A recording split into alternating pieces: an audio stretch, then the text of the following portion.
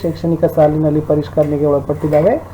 ಹೊಸ ಪಠ್ಯಪುಸ್ತಕದಲ್ಲಿರ್ತಕ್ಕಂಥ 14ನೇ ಪಾಠ ಭಾರತದ ಜಲಸಂಪನ್ಮೂಲಗಳು ಅಂತಕ್ಕಂಥ ಪಾಠದ ಅಭ್ಯಾಸ ಪ್ರಶ್ನೋತ್ತರಗಳನ್ನು ನೋಡೋಣ. ವಿಡಿಯೋನ ಲೈಕ್ ಮಾಡಿ, ನೀವು ಬಳಸ್ತಕ್ಕಂಥ ಸೋಷಿಯಲ್ ಮೀಡಿಯಾ ಪ್ಲಾಟ್ಫಾರ್ಮ್ಗಳಲ್ಲಿ ಶೇರ್ ಮಾಡಿ. ಫಸ್ಟ್ ಟೈಮ್ ವಾಚ್ ಮಾಡ್ತಿದ್ರೆ ಸಬ್ಸ್ಕ್ರೈಬ್ ಜೊತೆಗೆ ಬೆಲ್ ಐಕಾನ್ ಅವಶ್ಯವಾಗಿ ಒತ್ತಿ. ಹಿಂದಿನ ವಿಡಿಯೋಗಳನ್ನು ನೋಡದೇ ಇದ್ರೆ ಪ್ಲೇಲಿಸ್ಟ್ ಲಿಂಕ್ ಇದೆ. ರಿವೈಸ್ಡ್ ಸಿಲೆಬಸ್ 2022 SSLC ಸಮಾಜ ವಿಜ್ಞಾನ ಪ್ರಶ್ನೋತ್ತರ ಅಂತ ಅದನ್ನು ಒತ್ತಿ ನೋಡ್ಬೋದು. ನಾವುಗಳು ಹಿಂದಿ ಆಗಿರ್ಬೋದು, ಸೈನ್ಸ್ ಆಗಿರ್ಬೋದು ಮತ್ತು SS ಈ 3 ವಿಷಯಗಳಲ್ಲಿನ ನೋಟ್ಸ್ ಮತ್ತು ಕ್ವಶನ್ ಆನ್ಸರ್ಸ್ಗಳ ವಿಡಿಯೋಗಳನ್ನು ಪೋಸ್ಟ್ ಮಾಡ್ತಿರ್ತೀವಿ. ಅವೆಲ್ಲ ತಾವುಗಳು ನೋಡ್ಬೋದು. ವಿಶೇಷವಾಗಿ ಪಾಸಿಂಗ್ ಪ್ಯಾಕೇಜ್ ಆಗಿರ್ಬೋದು, ಕ್ವಶನ್ ಪೇಪರ್ಸ್ ಆಗಿರ್ಬೋದು, ಅವೆಲ್ಲಗಳು ನಮ್ಮ ವಿಡಿಯೋದಲ್ಲಿದ್ದಾವೆ, ನಮ್ಮ ಚಾನಲ್ನಲ್ಲಿದ್ದಾವೆ. ಸೊ ತಾವುಗಳು ಪ್ಲೇಲಿಸ್ಟ್ ಲಿಂಕ್ಗೆ ಹೋದಾಗ ಭೇಟಿ ಕೊಟ್ಟು ವಿಡಿಯೋಗಳನ್ನು ವೀಕ್ಷಿಸಬಹುದು. ಶುರು ಮಾಡೋಣ. ಸಮಾಜ ವಿಜ್ಞಾನ ಭಾಗ 1ರ ಪಠ್ಯಪುಸ್ತಕದ ಭೂಗೋಳಶಾಸ್ತ್ರದ 14ನೇ ಪಾಠ ಭಾರತದ ಜಲಸಂಪನ್ಮೂಲಗಳು. ಇಲ್ಲಿರ್ತಕ್ಕಂಥ ಅಭ್ಯಾಸ ಪ್ರಶ್ನೋತ್ತರಗಳನ್ನು. ಅಭ್ಯಾಸಗಳು. ಪ್ರಶ್ನೆ 1, ಬಿಟ್ಟ ಸ್ಥಳಗಳನ್ನು ಸೂಕ್ತವಾದ ಪದಗಳಿಂದ ಭರ್ತಿ ಮಾಡಿ. ಮೊದಲ ಪ್ರಶ್ನೆ ಇತ್ತು, ದಾಮೋದರ ನದಿಯನ್ನ ಬಂಗಾಳದ ಡ್ಯಾಶ್ ನದಿ ಎಂದು ಕರೆಯುತ್ತಾರೆ. ಉತ್ತರ ಇತ್ತು, ಕಣ್ಣೀರಿನ ನದಿ ಅಂತ ಕರೀತಾರೆ. ಯಾವ ನದಿ? ದಾಮೋದರ. ಯಾವ ರಾಜ್ಯ? ಪಶ್ಚಿಮ ಬಂಗಾಳ. ಎರಡನೇದು, ಬಿಹಾರದ ಕಣ್ಣೀರಿನ ನದಿ ಯಾವುದು? ಬಿಹಾರದ ಕಣ್ಣೀರಿನ ನದಿಯನ್ನ ಕೋಸಿ ನದಿ ಅಂತ ಏನ್ ಮಾಡ್ತಾರೆ? ಕರೀತಾರೆ. ಪ್ರಶ್ನೆ 3, ಕರ್ನಾಟಕದ ದೊಡ್ಡ ನೀರಾವರಿ ಯೋಜನೆ ಯಾವುದು? ಕರ್ನಾಟಕದ ಅತಿ ದೊಡ್ಡ ನೀರಾವರಿ ಯೋಜನೆ ಅಂದ್ರೆ ಅದು ಕೃಷ್ಣಾ ಮೇಲ್ದಂಡೆ ಯೋಜನೆ ಅಂತ ಬರ್ತದೆ. ಇದು ಕರ್ನಾಟಕ ರಾಜ್ಯದ ಅತಿ ದೊಡ್ಡದಾಗಿರ್ತಕ್ಕಂಥ ನೀರಾವರಿ ಯೋಜನೆಯೇ ಆಗಿದೆ. ಮುಂದಿನ ಪ್ರಶ್ನೆ 4, ಕಾವೇರಿ ನದಿಗೆ ಡ್ಯಾಶ್ ಎಂಬಲ್ಲಿ ವಿದ್ಯುತ್ ಶಕ್ತಿ ಯೋಜನೆಯನ್ನ ನಿರ್ಮಿಸಲಾಗಿದೆ. ಕಾವೇರಿ ನದಿಗೆ ಮಲ್ಲಾಪುರ ಎಂಬಲ್ಲಿ ವಿದ್ಯುತ್ ಶಕ್ತಿ ಯೋಜನೆ ನಿರ್ಮಿಸಲಾಗಿದೆ. ಈ ಮಲ್ಲಾಪುರ ಬರೋದು ಕರ್ನಾಟಕ ರಾಜ್ಯದಲ್ಲಿ. ಪ್ರಶ್ನೆ 5, ಹಿರಾಕುಡ್ ಯೋಜನೆಯನ್ನ ಡ್ಯಾಶ್ ನದಿಗೆ ನಿರ್ಮಿಸಲಾಗಿದೆ ಅಂತ ಇದೆ. ಹಿರಾಕುಡ್ ಯೋಜನೆಯನ್ನ ಮಹಾನದಿಗೆ ಏನ್ ಮಾಡಿದಾರಪ್ಪ ಅಂದ್ರೆ ನಿರ್ಮಿಸಿದ್ದಾರೆ. ಮುಂದೆ ಹೋಗೋಣ. ಮುಖ್ಯ ಪ್ರಶ್ನೆ 2ರಲ್ಲಿ ಕೆಳಗಿನ ಪ್ರಶ್ನೆಗಳಿಗೆ ಗುಂಪುಗಳಲ್ಲಿ ಚರ್ಚೆ ಮಾಡಿ ಉತ್ತರಗಳನ್ನು ಬರೀಬೇಕಿತ್ತು. ಮೊದಲ ಪ್ರಶ್ನೆ ಇತ್ತು, ನೀರಾವರಿ ಅಂದ್ರೆ ಏನು? ವ್ಯವಸಾಯದ ಭೂಮಿಗೆ ಕೃತಕವಾಗಿ ಕಾಲುವೆ, ಬಾವಿ ಮತ್ತು ಕೆರೆಗಳಿಂದ ನೀರು ಸರಬರಾಜು ಮಾಡುವುದಕ್ಕೆ ನೀರಾವರಿ ಅಂತ ಕರೀತಾರೆ. ನಾವು ವ್ಯವಸಾಯವನ್ನ ಮಾಡ್ತೀವಿ, ಕೃಷಿಯನ್ನ ಮಾಡ್ತೀವಿ. ಆ ಕೃಷಿಗೆ ಕೃತಕವಾಗಿನೇ ನಾವು ಏನ್ ಮಾಡಬೇಕು? ನೀರನ್ನ ಪೂರೈಕೆ ಮಾಡ್ತೀವಿ. ಅದು ಕಾಲುವೆ ಆಗಿರ್ಬೋದು, ಬಾವಿ ಆಗಿರ್ಬೋದು, ಕೆರೆ ಆಗಿರ್ಬೋದು. ಆ 3 ಮೂಲಗಳಿಂದ ಕೃತಕವಾಗಿ ನೀರನ್ನ ಪೂರೈಕೆ ಮಾಡ್ತಕ್ಕಂಥ ಪದ್ಧತಿಗೆ ನಾವುಗಳು ನೀರಾವರಿ ಅಂತ ಕರಿತೀವಿ. ಮುಂದಿನ ಪ್ರಶ್ನೆ ಇತ್ತು, ಪ್ರಶ್ನೆ ಸಂಖ್ಯೆ 2, ನೀರಾವರಿಯ ವಿಧಗಳು ಯಾವುವು? ಇದು ಇಂಪಾರ್ಟೆಂಟ್ ಇದೆ. ಲಾಸ್ಟ್ ಟೈಮ್ ಇಲ್ಲಿಂದ ಕ್ವಶನ್ಸ್ಗಳು ಬಂದಿತ್ತು. ನೀರಾವರಿಯಲ್ಲಿ 3 ವಿಧಗಳನ್ನ ಕಾಣ್ತೀವಿ: ಬಾವಿ ನೀರಾವರಿ, ಕಾಲುವೆ ನೀರಾವರಿ ಮತ್ತು ಕೆರೆ ನೀರಾವರಿ. ಆ 3 ಏನಪ್ಪ ಅಂದ್ರೆ ನೀರಾವರಿಯ ವಿಧಗಳು ಅಂತ ಹೇಳ್ತಾರೆ.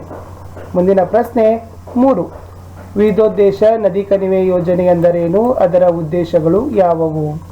ಹೆಸರೇ ಸೂಚಿಸಿದ ಹಾಗೆ ವಿವಿಧೋದ್ದೇಶ ಅಂದ್ರೆ ವಿವಿಧ ಉದ್ದೇಶಗಳಿಗಾಗಿ ರೂಪಿಸಿರುವ ನದಿ ಕಣಿವೆ ಯೋಜನೆಗಳು. ಈ ತರನಾಗಿರೋ ತಾವು ಉತ್ತರಗಳನ್ನ ಬರೀಬಹುದು.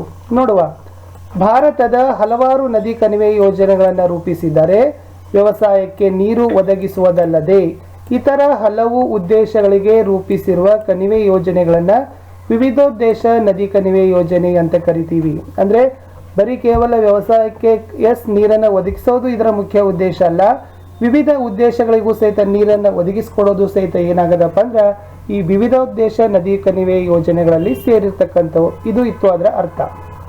ಇನ್ನ ಈ ವಿವಿಧೋದ್ದೇಶ ನದಿ ಕಣಿವೆ ಯೋಜನೆಗಳ ಉದ್ದೇಶಗಳನ್ನು ನೋಡಿದಾಗ ಮೊದಲನೇದಾಗಿ ಬರ್ತದೆ ನೀರಾವರಿಯನ್ನ ಒದಗಿಸೋದು, ಎರಡನೇದು ಜಲ ವಿದ್ಯುತ್ ಶಕ್ತಿಯನ್ನು ಉತ್ಪಾದಿಸೋದು, ಮೂರನೇದು ನದಿಗಳಿಗೆ ಬರ್ತಕ್ಕಂಥ ಪ್ರವಾಹಗಳನ್ನು ನಿಯಂತ್ರಣ ಮಾಡೋದು, 4 ನೌಕಾಯಾನ ಸೌಲಭ್ಯವನ್ನು ಒದಗಿಸೋದು, 5 ಗೃಹ ಬಳಕೆ ಮತ್ತು ಕೈಗಾರಿಕೆಗಳಿಗೆ ನೀರು ಪೂರೈಕೆ ಮಾಡೋದು, 6ನೇದು ಮಣ್ಣಿನ ಸವಕಳಿಯನ್ನು ನಿಯಂತ್ರಿಸೋದು, 7ನೇದು ಮೀನುಗಾರಿಕೆಯ ಅಭಿವೃದ್ಧಿ, 8ನೇದು ಅರಣ್ಯ ಸಂಪತ್ತನ್ನು ಅಭಿವೃದ್ಧಿಪಡಿಸೋದು. ಇವೆಲ್ಲ ಏನಪ್ಪಾ ಅಂತಂದ್ರೆ ನದಿ ವಿವಿಧೋದ್ದೇಶ ನದಿ ಕಣಿವೆ ಯೋಜನೆಯ ಉದ್ದೇಶಗಳು ಆಗಿದ್ದಾವೆ. ಪ್ರಶ್ನೆ 4, ಬಾಕ್ರಾನಂಗಲ್ ಯೋಜನೆ ಕುರಿತು ಬರೆಯಿರಿ. ಹಾಗಾದ್ರೆ ಬಾಕ್ರಾನಂಗಲ್ ಯೋಜನೆ ಬಗ್ಗೆ ತಾವು ಏನ್ ಮಾಡಬೇಕಾಗಿತ್ತು? ವಿದ್ಯಾರ್ಥಿಗಳೇ ಬರೀಬೇಕಿತ್ತು. ಮುಖ್ಯವಾಗಿ ಈ ನದಿ ಕಣಿವೆ ಯೋಜನೆ ಏನು, ಆ ನದಿ ಕಣಿವೆ ಯೋಜನೆಯಲ್ಲಿರ್ತಕ್ಕಂಥ ಉದ್ದೇಶಗಳು, ನದಿ ಯಾವುದಕ್ಕೆ ಕಟ್ಟಿದ್ದಾರೆ ಅನ್ನೋದನ್ನ ತಾವೆಲ್ಲ ಕೂಡ ಬರೀಬೇಕಿತ್ತು. ಮೊದಲು ಬರಿಬಹುದು ಅಂತಂದ್ರೆ ಈ ಬಾಕ್ರಾನಂಗಲ್ ಅಂತಕ್ಕಂಥದ್ದು ಭಾರತದ ಅತಿ ಎತ್ತರದ ನದಿ ಕಣಿವೆ ಯೋಜನೆ ಆಗಿದೆ. ಇದು 3 ರಾಜ್ಯಗಳಿಗೆ ಸಂಬಂಧಪಡ್ತದೆ. ಒಂದು ಪಂಜಾಬ್, 2 ಹರಿಯಾಣ, 3 ರಾಜಸ್ಥಾನ್. ಆ 3 ರಾಜ್ಯಗಳ ಸಂಯುಕ್ತ ಯೋಜನೆಯೇ ಬಾಕ್ರಾನಂಗಲ್ ಯೋಜನೆ. ಇಲ್ಲಿ ಸಟ್ಲೆಜ್ ನದಿಗೆ ಅಡ್ಡಲಾಗಿ ಅವರು ಅಣೆಕಟ್ಟೆಯನ್ನು ಕಟ್ಟಿದ್ದಾರೆ. ಇದರ ಎತ್ತರ 226 ಮೀಟರ್ ಎತ್ತರ. ಮುಂದೆ 3402 ಕಿಲೋಮೀಟರ್ ಉದ್ದದ ಕಾಲುವೆಯನ್ನು ಈ ಜಾಲ ಹೊಂದಿದೆ. ಸೊ ಇದಕ್ಕೆ ಕಟ್ಟಿರ್ತಕ್ಕಂಥ ಜಲಾಶಯಕ್ಕೆ ಅವರು ಗೋವಿಂದ ಸಾಗರ ಅಂತ ಏನ್ ಮಾಡಿದಾರಪ್ಪ ಅಂದ್ರೆ ಹೆಸರನ್ನಿಟ್ಟಿದ್ದಾರೆ. ಇದಿತ್ತು ಬಾಕ್ರಾನಂಗಲ್ ಯೋಜನೆ ಕುರಿತು ಬರ್ತಕ್ಕಂಥ ಟಿಪ್ಪಣಿ. 2 ಅಂಕಕ್ಕೆ ಬರ್ತಕ್ಕಂಥ ಪ್ರಶ್ನೆ. ಎಸ್ ಮೋಸ್ಟ್ ಚಾನ್ಸಸ್ ಇದೆ. ಪ್ರಶ್ನೆ 5, ಕರ್ನಾಟಕದ ಜಲವಿದ್ಯುತ್ ಉತ್ಪಾದನಾ ಕೇಂದ್ರಗಳನ್ನು ಹೆಸರಿಸಿ. ಕರ್ನಾಟಕದಲ್ಲಿ ಜಲವಿದ್ಯುತ್ ಉತ್ಪಾದನಾ ಕೇಂದ್ರಗಳಲ್ಲಿ ಶಿವನಸಮುದ್ರ ಇದೆ, ತುಂಗಭದ್ರಾ ಇದೆ, ಜೋಗ ಇದೆ, ಭದ್ರಾ ಇದೆ, ಆಲಮಟ್ಟಿ ಮತ್ತು ಕಾಳಿ ನದಿ. ಇವು 6 ಏನದವಪ್ಪ ಅಂದ್ರೆ ಕರ್ನಾಟಕದ ಜಲವಿದ್ಯುತ್ ಉತ್ಪಾದನಾ ಕೇಂದ್ರಗಳು ಆಗಿದ್ದಾವೆ. ಮುಂದಿನ ಪ್ರಶ್ನೆ 6, ಮಳೆ ಕೊಯ್ಲು ಅಥವಾ ನೀರಿನ ಸಂಗ್ರಹಣೆ ಇಂದು ಕಡ್ಡಾಯವಾಗಿದೆ ಏಕೆ ಅಂತ ಕೇಳಿದರೆ ಈ ತರ ಕ್ವಶನ್ಸ್ಗಳು ಕೂಡ ಅಪ್ಲಿಕೇಬಲ್ ಅಲ್ಲಿ ಅನ್ವಯ ಮಾದರಿ ಪ್ರಶ್ನೆಗಳು ಬರ್ತವೆ. ತಾವು ಉತ್ತರಗಳನ್ನ ಬರಿಬೇಕು. ಇದರ ಅರ್ಥ ನೀರಿನ ಪ್ರಾಮುಖ್ಯತೆಯನ್ನು ತಾವು ಬರೆದ್ರೂ ಕೂಡ ಏನಾಗ್ತದ, ಇಲ್ಲಿ ಉತ್ತರ ಸಮಂಜಸ ಆಗ್ತದ. ಅಂದ್ರೆ ಮಳೆ ನೀರು ಅಥವಾ ಮಳೆ ಕೊಯ್ಲು ನೀರಿನ ಸಂಗ್ರಹಣೆ ಇಂದು ಕಡ್ಡಾಯ ಏಕೆ. ಸೊ ನೀರು ಏನದ, ಅತಿ ಅಮೂಲ್ಯವಾಗದ.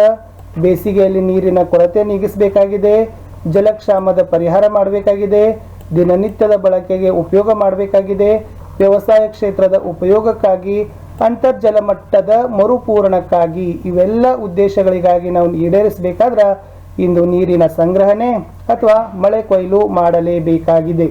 ಕಡೆ ಪ್ರಶ್ನೆ ಇತ್ತು, ರಾಷ್ಟ್ರೀಯ ವಿದ್ಯುತ್ ಜಾಲ ಅಂದ್ರೆ ಏನು. ನೋಡಿ, ರಾಷ್ಟ್ರದಲ್ಲಿ ಹೆಚ್ಚುವರಿ ವಿದ್ಯುತ್ತನ್ನು ಕೊರತೆಯಿಂದ ಪ್ರದೇಶಗಳಿಗೆ ಸಾಗಿಸಲು ವಿದ್ಯುತ್ತನ್ನು ಸಮರ್ಪಕವಾಗಿ ಪ್ರಸರಣ ಮಾಡುವ ಜಾಲಕ್ಕೆ ರಾಷ್ಟ್ರೀಯ ವಿದ್ಯುತ್ ಜಾಲ ಅಂತ ಕರಿತೀವಿ. ಅಂದ್ರೆ ಹಿಂಗೂ ಬರಿಬಹುದು, ದೇಶಾದ್ಯಂತ ಹರಡಿಕೊಂಡಿರ್ತಕ್ಕಂಥ ವಿದ್ಯುತ್ ಜಾಲ. ಅಂದ್ರೆ ಎಲ್ಲಿ ಹೆಚ್ಚಿರ್ತದಲ್ಲಿ ಕಡಿಮೆ ಇರ್ತಕ್ಕಂಥ ಪ್ರದೇಶಗಳಿಗೆ ಪ್ರಸರಣವನ್ನ ಮಾಡ್ತಾರೆ, ಒದಗಿಸ್ತಾರೆ. ಅದುವೇ ರಾಷ್ಟ್ರೀಯ ವಿದ್ಯುತ್ ಜಾಲ ಅಂತಲೂ ಕೂಡ ಬರಿಬಹುದು. ಕಡೆ ಪ್ರಶ್ನೆ ಇತ್ತು, ಹೊಂದಿಸಿ ಬರ್ದಿದ್ದೀವಿ. ಬಾಕ್ರಾನಂಗಲ್ ಯೋಜನೆ ಇರ್ತಕ್ಕಂಥ ರಾಜ್ಯ ಹಿಮಾಚಲ ಪ್ರದೇಶ, ತುಂಗಭದ್ರಾ ಯೋಜನೆ ಇರ್ತಕ್ಕಂಥದ್ದು ಸಿ ಕರ್ನಾಟಕ, ಹಿರಾಕುಡ್ ಯೋಜನೆ ಇರ್ತಕ್ಕಂಥದ್ದು ಎ ಒರಿಸ್ಸಾ, ಕೋಸಿ ಯೋಜನೆ ಇರ್ತಕ್ಕಂಥದ್ದು ಡಿ ಬಿಹಾರ್ ಅಂತಕ್ಕಂಥದ್ದು. ಈ ಹೊಂದಿಸಿ ಬರೆಯಿರಿಯಲ್ಲಿ ಯೋಜನೆಗಳು ಮತ್ತು ರಾಜ್ಯಗಳನ್ನು ತಾವೇನು ಮಾಡಬೇಕಿತ್ತು, ಸರಿಯಾಗಿ ಹೊಂದಿಸಿ ಬರೀಬೇಕಿತ್ತು. ಇಷ್ಟೇ ಇತ್ತು 10ನೇ ತರಗತಿಯ 14ನೇ ಪಾಠ ಭಾರತದ